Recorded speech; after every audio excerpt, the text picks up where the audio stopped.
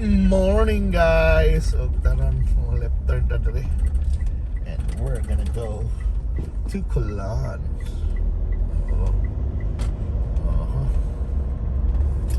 Oh. Colan, tabay. The oldest street in the Philippines. And dali taagi because wala.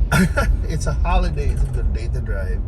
And parang shout out sa tarang viewers nato. It's been a while and let's talk about baha o ganing corruption, baha o ganing mga issues around that. Diba? Kaya mani ka itong mga streets ba, sabi magbaha ba yung kulon yun. So ngano, marang mga tao ngano, dako puro kayo. Cebu is one of the flood control projects lang diri giyabo ang billions of pesos.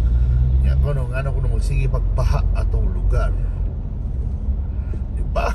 Kayo ko yan, napangutana eh.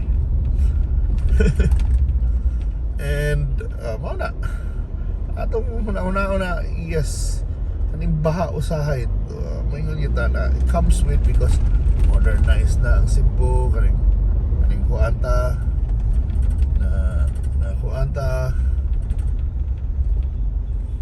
sa taxi na puro na lang siminto, di ba? May kapadungan, the drainage system, usay, masana tungo na ng mga karaan ng tunguan, ang mga building, tabunan nilang mga estero na karaan, mga rivers, di ba? Well, I would say na marabag, tinuon na ang lisod ana ba na we poured billions, karon ni grabe na ng problema, grabe sa dang weather, nambot nga no, grabe, lahi kasan ba, lahi na. I mean, it's not just Cebu, ha? It's the whole Philippines. Grabe ang rainfall. Grabe ang baha din. Metro Manila mo. Daghan mas stranded. Alam ba, that's something na sakto na dapat we invest in it. Biyabaan og millions, billions. Problema lang nga dili effective. Di ba? And I'm pretty sure daghan man tag mga bright boys, mga bahay na engineer, mga planners, urban planners, architects. Daghan mag genius din sa itong gobyerno ay, no? They're brighter than us. Kita mga, labi na kita mga observers ata. But man yung problema, how come di mo lang masulbad? Diba? How come? Ingani man, I mean, dili isa masulbad it could have been the same lang na nakanindot ba nawa na to iya big kwarta then mag-status ko lang katong mga baha sa una no katong dili ko once a year lang ang baha or karang dili kayo permi karon nagigastuhan ng drainage billions and billions yung karon na noon marabag ni grabe ni mga daig na mga guba mga kwan or na discover lang mga dani existent projects takhan kay nga dato na mga di lang taga kuan, di lang ni mga kontraktor ha. Di man ako sa ilang na negosyo. Pero kani bang ang punto na ko na okay raman madato sa mga contracting nga ba pero ang sakit lang is kanang non-existent projects ni bayad ng pila ka millions. Yawa. Man bad na una. Kaduha bayad ng millions ya dayon. Ineffective ang project di ba? Where's the responsibility usahay di ba? Di ba? Wa magini take responsibility karon ang na funny thing is kaning mga kongreso sa sige tag-imbestiga to point fingers maybe kasuhan na itong mga tao sa aid of legislation but nobody even took responsibility yes, iyan ang ang baha. Wala kanabang kaningani ng mga projects na pagkaplano, why coordination kanabang buot lang Congress, mga insertions puro bloat na itong budget pero nobody took responsibility pag yun. Sige ang pangita hantod karon sige sa tag-imbestiga hantod karon wag gyapon nakita Sharo naman sad nga wa nakita Sharo sad maklaro no di ba Sharo sad I'm pretty sure they know although mao lagi na ilisod sa due process. You have the evidence yun, evidence-based man yan itong kuhan. Kuhan pwede wa ebidensya do. Saan pwede mo ingugag preso ikaw yan. Ikaw ang kuhan. Why ebidensya? Baka ba na ebidensya? Money, listen to prove, di ba? So malang, yes, there's a big flooding problem, not only in the Philippines, but also, not only in Cebu, but also lagi sa Cebu, Pilipinas na dapat ilaning tuunan ng pansin. But it's the bigger problem is not really ang baha. It's also the corruption. Diba? Corruption. Nakhan kay kuha na marabag sa atong misery sa baha. Lahi nakabenepisyo, lahi mong bilyonaryo. Imagine mo anak, bilyonaryo mo or milyonaryo mo, di ba? Nindot na kayo mga auto, balay. Proud pa kayo mo sa inyong mga amigo, miga, or ang worse, kapo pag yun ang kuhan. Mga dako na mong positions, gobyerno. Di ba? Marabag kamoy congressman, kamoy naglingkod ya, kamoy gamahanan. Yan dahil may ibuhat taon, may kaluoy.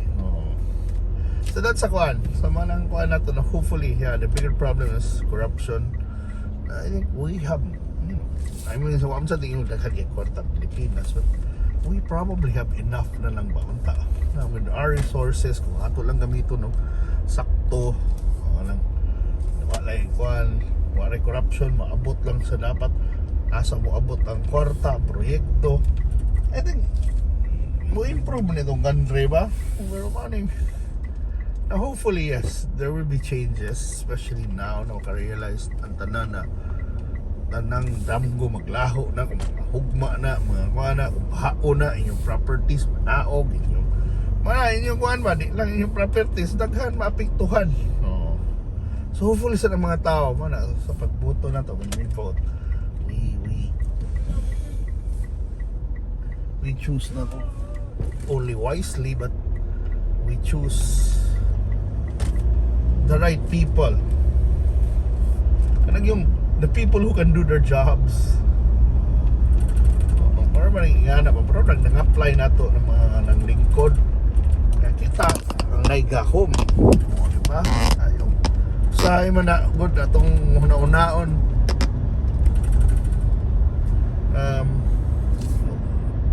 Ang gahom na nila di ang gahom na nato unta, diba na hopefully makasabot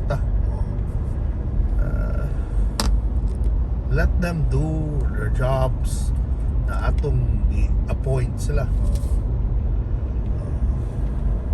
So wala, anyway, ang baha, daghan kinag factors, ang let's say even mga developments, di ba, daghan na condos, siminto ng daan sa bukid, yung pawa na nato na luxury projects nun dito, di ba, itong imong siminto, ano nila makonsider, mga bright ba ang mga engineers, di ba?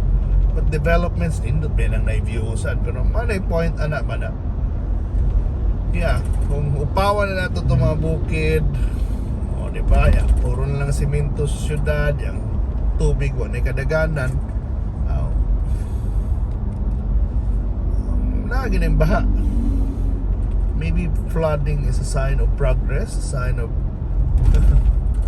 na progress mo, but you know, nang lang ato ganihan, we should find ways but also for the people, we have to do our part. Usahay ka rin baha, isa tungkol sa kadaghan sa tao, sa basura ko no, especially there's mga syudad basura, manang abot yun sa dagat, mga kasagaran na mga plastic wastes.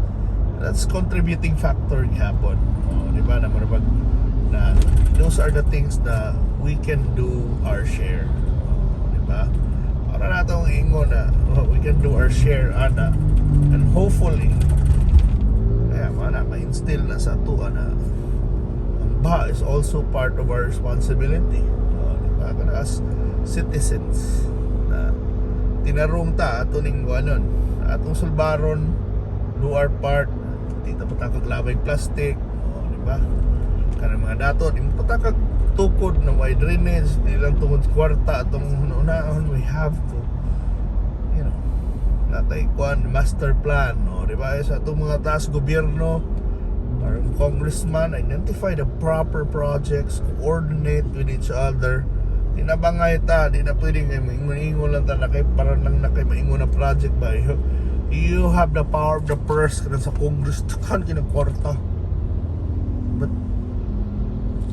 tarungan na, di na super daghan sa na ang puntuhan na daghan ang kwarta, pero it's not for us to waste. And for the people sa mga construction business, DPWH, contractor, yeah, make sure the project's on spec, effective, or even there na agin mahuman na ninyo, but yeah, on spec din na it will do what's supposed to do. May flood control, can really control floods or improve drainage, kaya bang minimize the flooding. Naalang na, because we can't well, this is a serious problem that can affect every one of us. Masig pohon, sige mo pangawat, wata ka mga lumos na lang mo, di ba? Sao na rin yung mga luxury cars kung ihumo lang na, di ba? Mabahaan lang, di ba? So think about it, and yeah, hopefully ako prayer na lang aton sa uban sa atong side ng lingkit na powerful, powerless ta. Prayer na not only we can be spared sa baha, sa atong weather, magkuhan lang, hindi na magrabihan, but also prayer na atong leaders ma-enlighten, malamdagan ilang, you know, ilang huna-huna o ilang kasing-kasing taon na ang uban tingali na come on, enough na ito ang inyong na-accumulate. There should be enough. It's time to think about how we can sustain, o sana nyo pag-sustain yung riches, guys. So thank you so much for watching, and I hope to see you sa next natong drives. I'm glad na naka-drive nagbalik at mauna. I hope na maayong week ahead, and in September na hapit na magawa si Jose Marichan, and hope to see you sa next natong drives. Continue sa support. Uyog niya po sa atong mga suri-suri. Bye.